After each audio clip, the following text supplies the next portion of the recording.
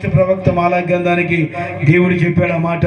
తరుదోమ అది ఎందుకని మీరు అడగగా యవన కాలమందు ఇవి పెళ్లి చేసుకొని నువ్వు పెళ్లి చేసుకొని అన్యాయముగా విసర్జించిన నీ భార్య పక్షంగా యెహోవా సాక్షి ఆయను, దేవుడే సాక్షాయను. అది నీకు తోటిదై నువ్వు చేసిన నిబంధనకు పాత్రురాలు కదా. నీ పెళ్లి భార్య కదా కొంచెమైనను దైవాత్మ నొందిన వారిలో ఎవరును ఇలాగు చేయలేదు. చప్పట్లు కొడతాం గట్టిగా, అంతా గట్టిగా.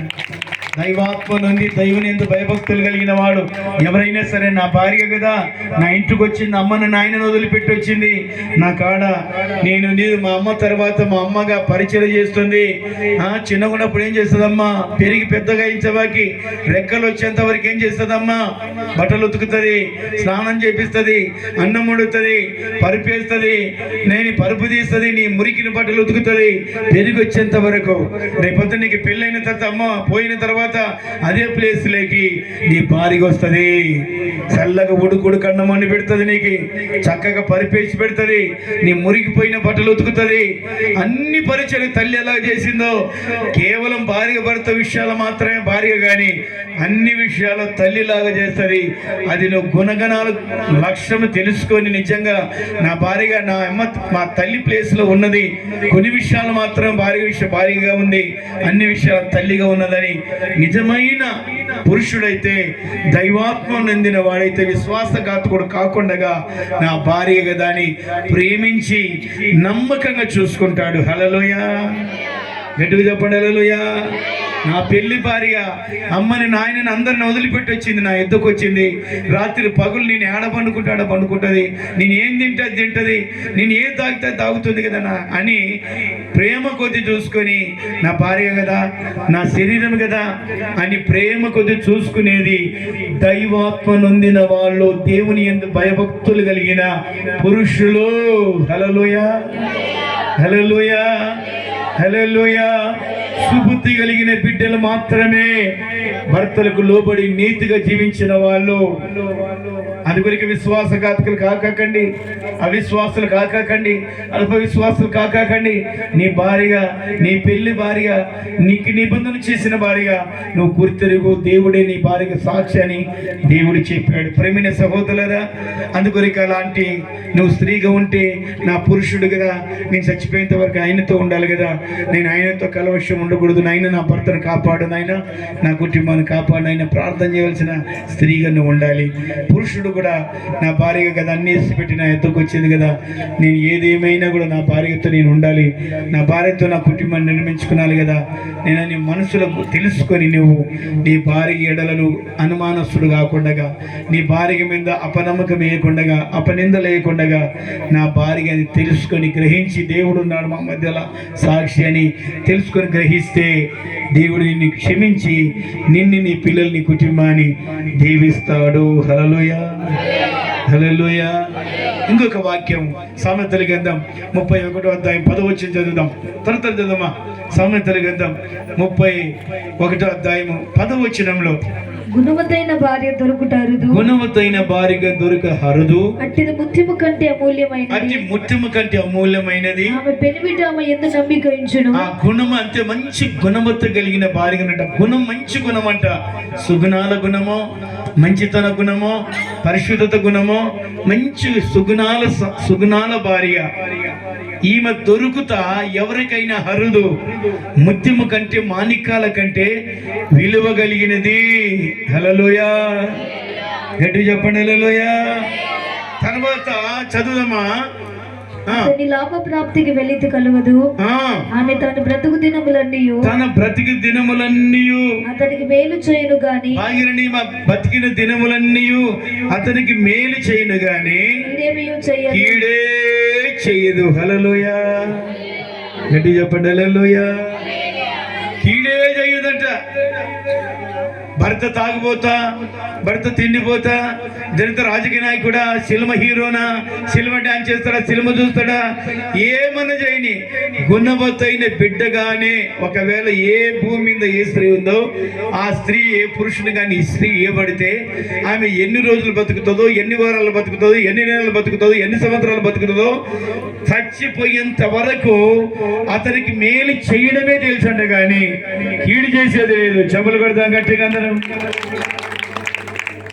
హల్లెలూయా, గట్టిగా చెప్పాలి హల్లెలూయా. ఒక ఆయన ఇప్పుడు అమ్మాయింది సుధక్క వాళ్ళ మామ ఇస్పెటాకులు ఆడేవాడంట. ఎన్ని తప్పులు చేసినా ఎప్పుడు ఒక మాట కూడా అనేది కదంట. ఆయన సరే నా భర్త కదా, పనిచేసి కుటుంబాన్ని పిల్లల్ని చాక్కొని కుటుంబం చేసింది. ఈయన చీకట్ల చిందులాడ కొంపకి ఇస్పెటాకులు తాగి తనలాడే. ఒక రోజున చచ్చిపోయింది.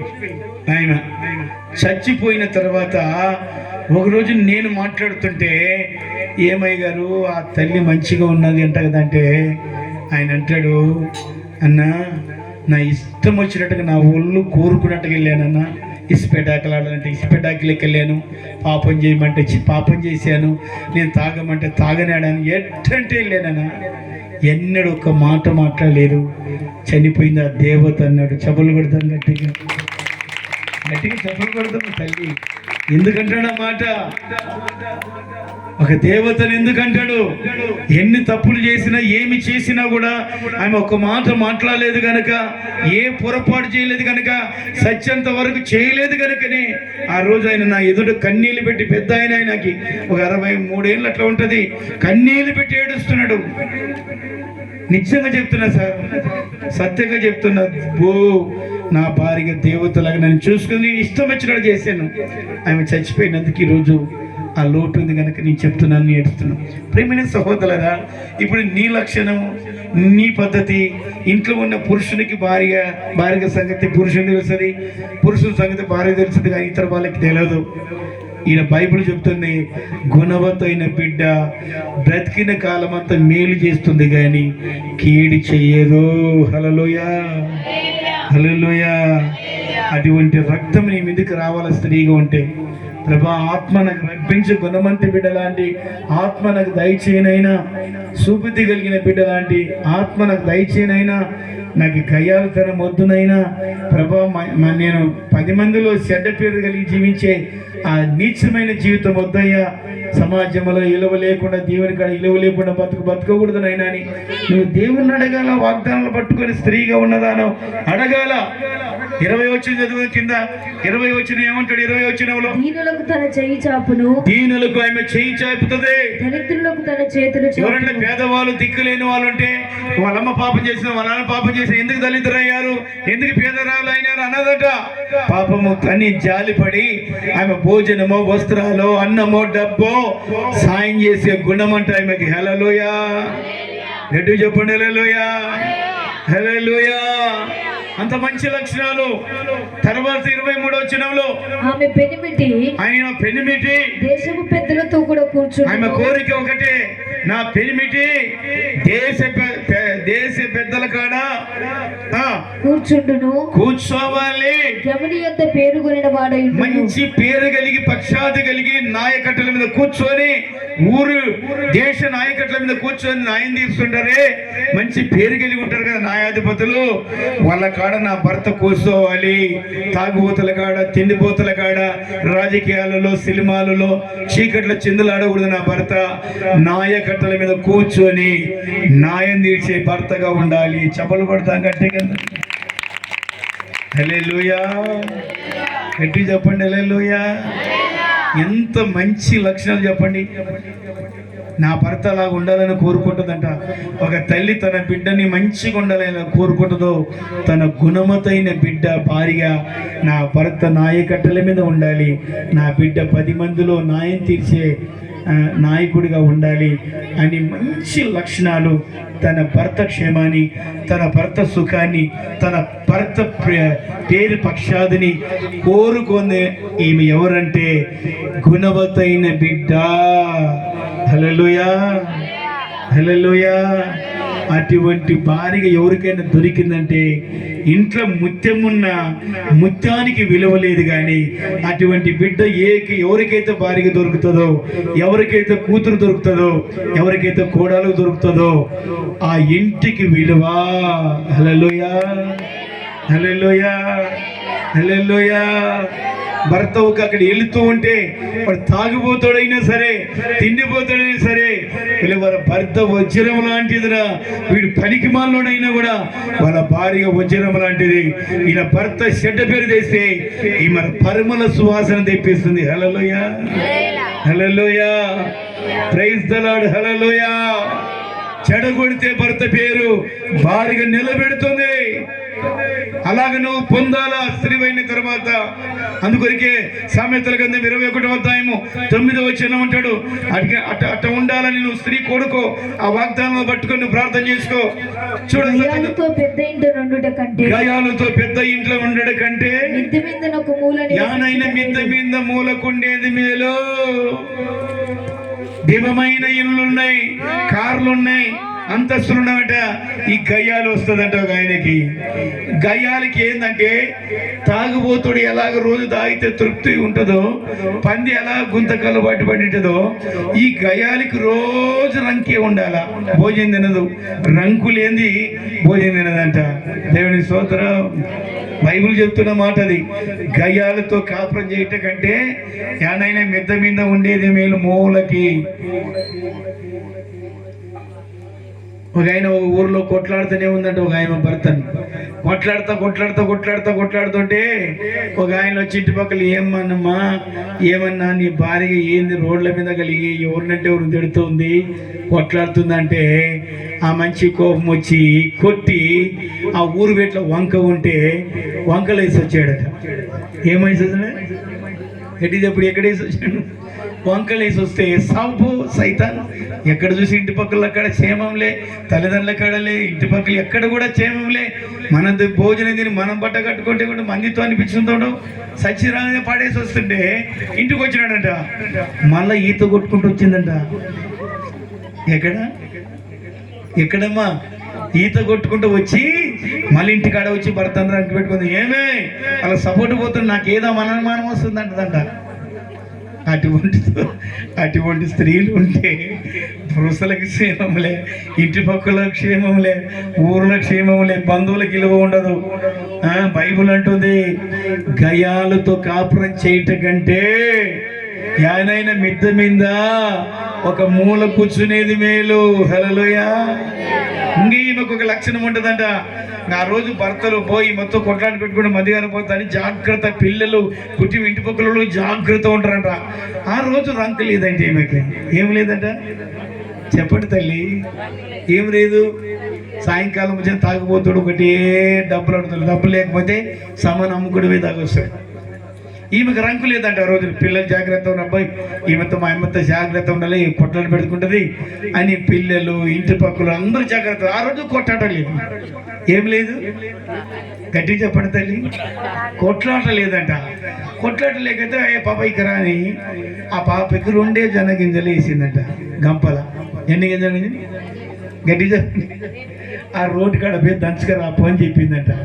ఏడా రోడ్డుకి, ఎందుకంటే రంకు వస్తుందని. 2 జనగింజలు ఇస్తే మిగతా వాళ్ళందరూ గంపల పుళ్ళు ఎత్తుకొని వచ్చారు. వరుసలకు వచ్చి పాపకు వరుస వచ్చింది. ఈ చిన్నపిల్లలు కదా, అమ్మా బుజ్జి 2 జనగింజలు తెచ్చావు కదా, మా చాలా పాడు ఉన్నాయమ్మా, తర్వాత దంచుకుంది లేపించంటే, అమ్మా నా వంతు వచ్చినా కూడా 2 జనగింజలు అంటున్నాంటే, 2 జనగింజలు ఎందుకు పడేందుకే? ఎందుకంటే రంకు కొరకే పంపించిందేమా. ఎందుకంటే ఆ రోజు రంకు లేదు. ఎందుకంటే తాగుపోతాడు, రోజు తాగిపోతే ఇంట్లో రంకు పెట్టుకుంటాడు. పంది గుంతగా లేకపోతే ఇలాగే ఈమెకి రంకు కావాలా? 2 జనగింజలేవి, 10 గింజలేవి. నా జగ్గనక నక్కనక ఇంకా డ్యాన్స్ హో కేకలు కుడపలు, కొలాయిల కాడ ఇంటి పక్కల ఇరుగు పొరుగు ఎక్కడ కాదు వచ్చిందిరా ఈ దరిద్రమది 10 మందితో. అందుకొరికే దేవుడు అంటాడు, జగడగండి దానితో కాపురం చేయటం కంటే అరణ్యములు ఉండేది మేలు. హల్లెలూయా. 19 వచ్చిన చదవని కింద అంటాడు, ప్రాణం విసిగించు తాగిన ప్రాణం ఇసికించే జగడగొండి దానితో జగడగండి దానితో కాపురము చేయుట కంటే కాపురం చేయట కంటే అరణ్య భూమిలో నివసించుట మనల్ని అమ్మ నివసించడం అంటే ఇప్పుడు గయ్యాలు ఉందనుకో ఇంట్లో అసలు ప్రతి ఒక ఆయన నాకు ఒక ఆయన ఉన్నాడు ఎక్కడో లక్ష్మీపురంలో పూలకల్లా ఏముందంట, ఎవరులమ్మా ఊరిని ఆడిస్తుందంట ఒక్కతే. పూలకల్లా ఎక్కడ పుట్టిందన్నా, ఒక్కతే ఉందన్న పూలకల్లా, లక్ష్మీపురమే గడగల్లా ఆడిపిస్తుందన్న. రాండి అంటుందంట, నాకు ఎవరు వస్తారు రాండి అంటుందన్న. అబ్బాబాబా ఈ పూలకల్లు ఎక్కడి నుంచి పుట్టారు తెలియదు కానీ మా ఊరిని గడగల్లా వచ్చింది. ఇక గయ్యాలి బైబిల్ చెప్తుంది, గయాలు ఆత్మ పడింది, గయాల ఆత్మ ఉంది. ఏం చెప్పు నీకులే, ఆయననే కాదు అందరూ మదిగారు పోయే మూల కూర్చున్నారు. ఊరికి ఎంట పడింది అయ్యమ, రోజు కావాలంతే రంకాయ మగ్గి. హల్లెలూయా, గట్టి చెప్పండి హల్లెలూయా. భాగ్యవంతుని భార్యలాగా సుపతి కలిగిన బిడ్డగా ఉండాలి మనం. హల్లెలూయా, గుణవత్తైన బిడ్డలాగా ఉండాలా. బైబిల్ చదువుకుంటూ అసలు పెనిమిటి ఆయన ఎందుకు నమ్మకం ఉంచాడంట, నా భార్య విలువైనది, నా భార్య ఘనమైనది, నా క్షేమం కోరుకుంటుంది, నా భార్య చాలా మంచి లక్షణాలు కలిగేదని భార్య యందు నమ్మకం ఉంచి ఆమెను పొగిడెను. హల్లెలూయా, హల్లెలూయా. అలాగా ఉండాలని ప్రభు నామమున తెలియజేస్తున్నాను. దేవుని బిడ్డల వద్దు ఉదయ నాకు గాయాలతో నాలో ఉంటే తీసేయి, యేసు నామములు ఇప్పుడు తీసేయి. నాలో ఏదైనా ప్రభువా నేను ఇసుకించే జగడగండి దానిగా ఉంటే కూడా తీసేయి. ఆత్మను పంపించిన ఆయన, గుణమైన ఆత్మను పంపించిన ఆయన, సుబుద్ధి కలిగిన ఆత్మను పంపించిన ఆయన నువ్వు అడిగితే నీవు బయటలో ఉన్నా లోన ఉన్నా సమాజంలో వెళ్ళినా ఎక్కడికి వెళ్ళినా దేవుడు మెచ్చుకుంటాడు, దైవజనులు మెచ్చుకుంటాడు, సమాజం మెచ్చుకుంటుంది, నీ తల్లిదండ్రులు కూడా మెచ్చుకుంటుంది, నీకు కీర్తి వస్తుంది ఆ ఊర్లో. దేవుని స్తోత్రం, గట్టి చెప్పండి హల్లెలూయా. అందువల్ల అలాగ ఉందని బైబిల్ చెప్తుంది, అలా ఉండాలి. రెండవది దొంగతనం.